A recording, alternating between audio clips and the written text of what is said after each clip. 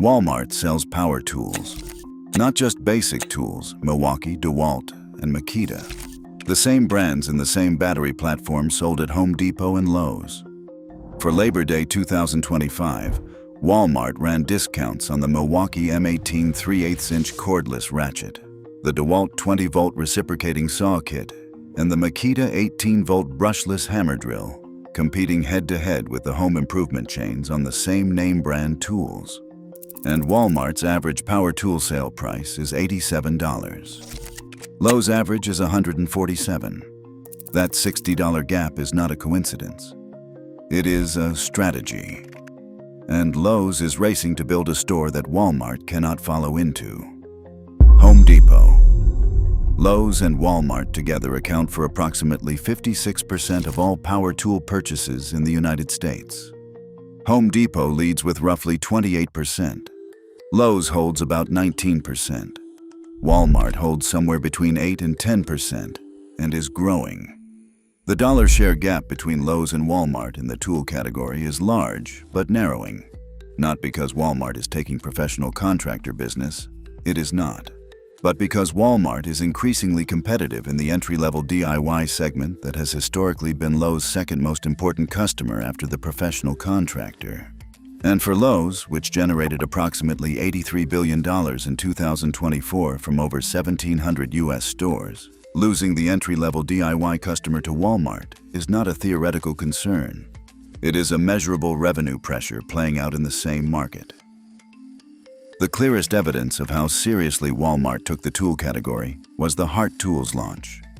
In January 2020, Walmart and TTI, the Hong Kong-based conglomerate that owns Milwaukee, Ryobi, and manufactures tools for other brands, announced the Hart brand as, in their own words, the largest hardline launch in Walmart history.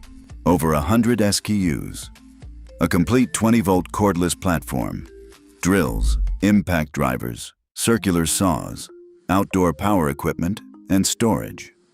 The entire playbook that TTI had used to build Ryobi into the dominant DIY brand at Home Depot, replicated for Walmart under a different label.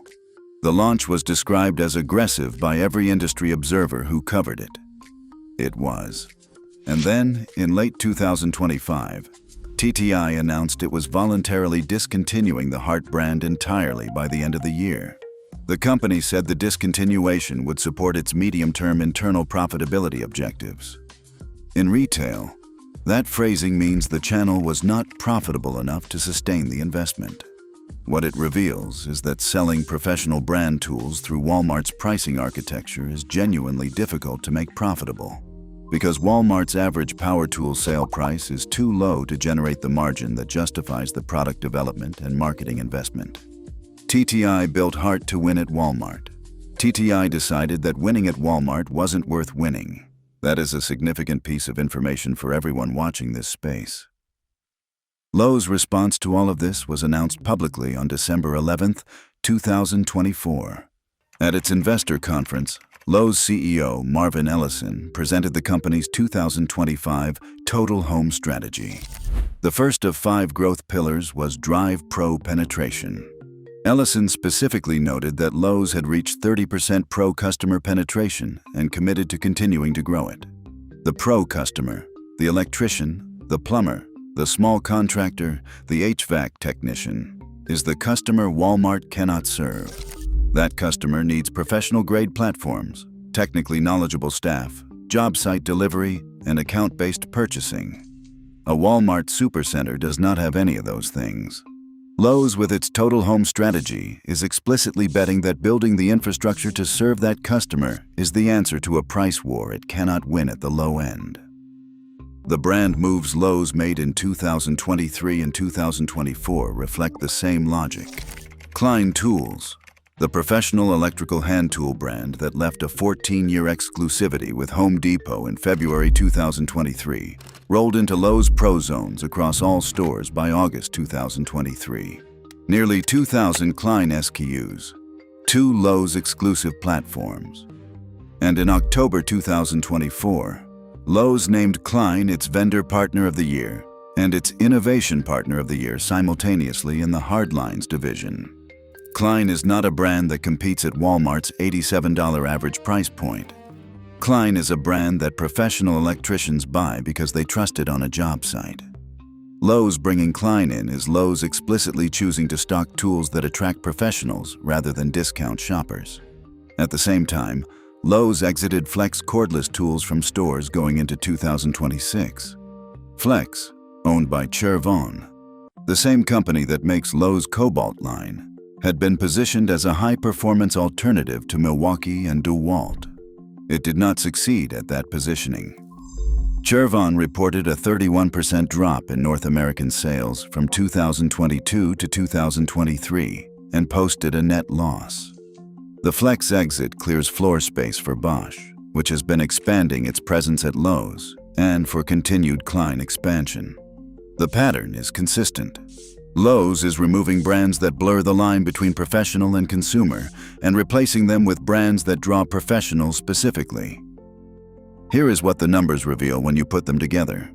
Walmart's power tool average sale price of $87 is structurally incompatible with professional tool sales, which regularly run $200 to $600 per transaction. The professional contractor who needs a Milwaukee M18 fuel combo kit or a Klein lineman's pliers set is not comparison shopping against a Walmart tool aisle. That customer is shopping on brand trust, platform compatibility, and availability. And increasingly, availability means Lowe's, not just Home Depot. A financial analysis published in March 2026 noted that Lowe's had seen higher pro sales percentage growth than Home Depot over the preceding 24 months, narrowing the gap in the most profitable customer segment. Lowe's is gaining in exactly the segment Walmart cannot enter. The final detail that makes this story forward-looking rather than settled. Hart Tools is gone. Walmart has no announced successor brand. That leaves Walmart's tool aisle as a collection of national brands without an owned exclusive platform. No equivalent to Home Depot's Ryobi and Rigid. No equivalent to Lowe's Cobalt. No house brand with its own battery ecosystem. Without an exclusive platform, Walmart cannot lock in repeat purchases the way battery ecosystem retailers do. A customer who buys a Milwaukee kit at Walmart instead of Home Depot has not left the Milwaukee ecosystem. They have simply paid less for their first purchase. They are not a Walmart tool customer. They are a Milwaukee tool customer who happened to buy at Walmart once.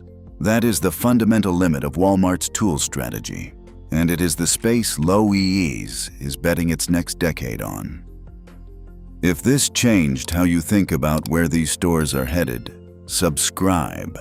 The competitive moves in the tool industry over the next few years are going to be some of the most visible in American retail, and the pieces are already in motion.